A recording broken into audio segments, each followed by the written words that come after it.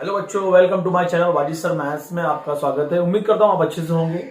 अभी हम 1 mark question करने जा रहे हैं। एमसीक्यूज हम क्वेश्चन करने जा रहे हैं यहाँ पर। तो एमसीक्यूज जो है ये पेपर 2 ज्योमेट्री का हम करने जा रहे हैं। क्वेश्चन नंबर 1 हम इसमें जो है हमको 4 मार्क्स के लिए क्वेश्चन आएगा एग्जाम में।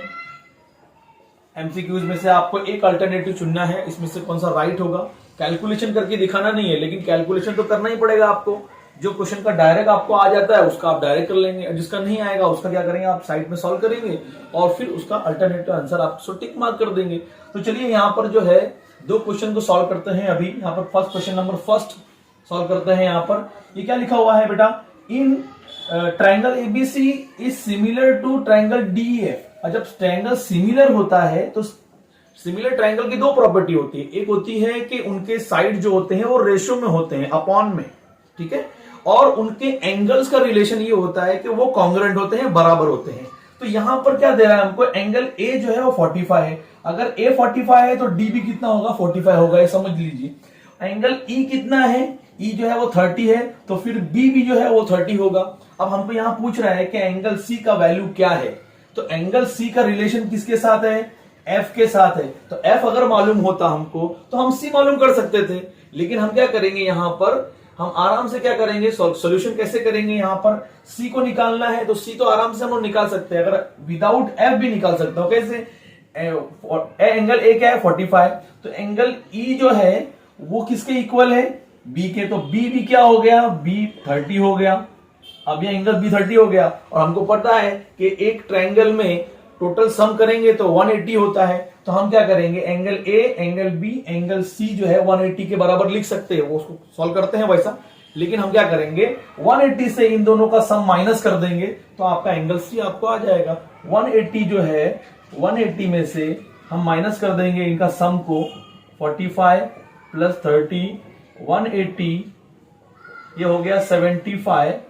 यहां पर 75 हम इसको माइनस करेंगे, 105 आएगा। तो एंगल सी जो है हमारा, एंगल सी वो हमारा कितना आएगा, 105। आराम से हम लोग कर सकते हैं।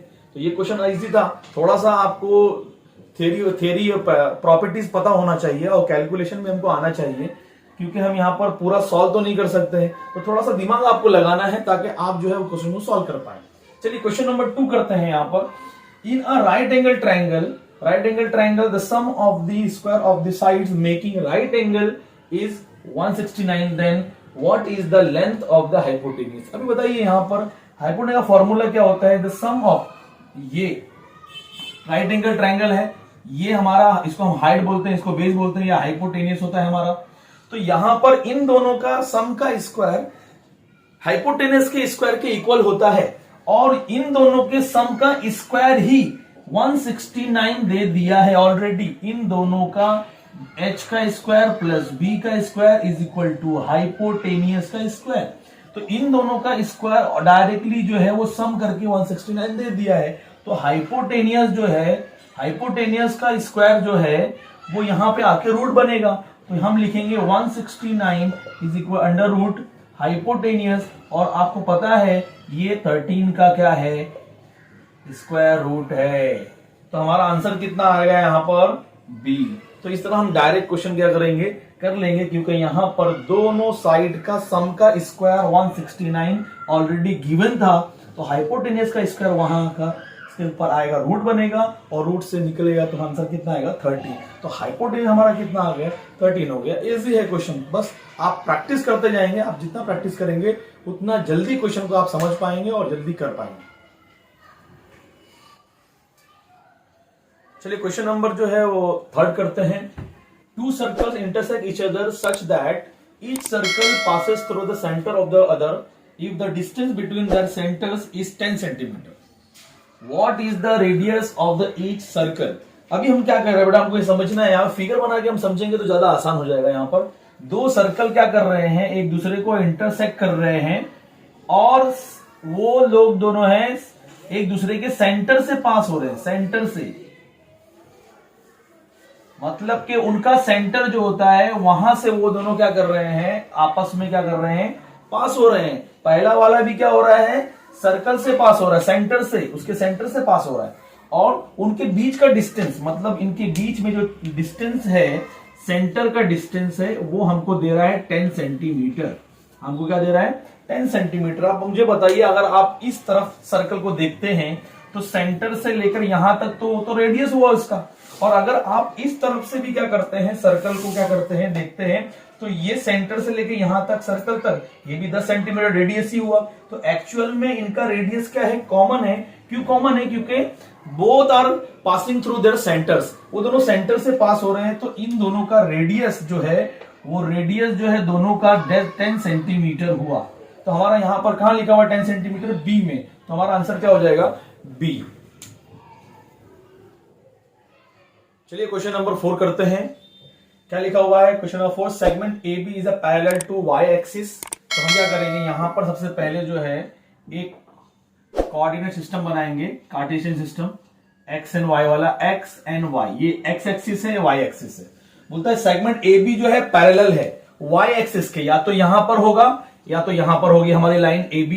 अब ये देखते हैं कैसे मालूम पड़ेगा। And coordinate of point A R, एक का कोऑर्डिनेट हमको दे रहा है, एक का कोऑर्डिनेट दे रहा है, मतलब ये हम कह सकते हैं कि ये एक्स है और ये वाई है। और आपको ये पता होना चाहिए कि जब दो कोऑर्डिनेट, पहले कोऑर्डिनेट के अंदर एक्स और वाई दोनों के दोनों पॉजिटिव होते हैं, दूसरे कोऑर्डिनेट में एक्स एंड वाई ये होगा माइनस, ये होगा प्लस। यहां पर थर्ड कोऑर्डिनेट में एक्स माइनस होगा और वाई भी माइनस होगा।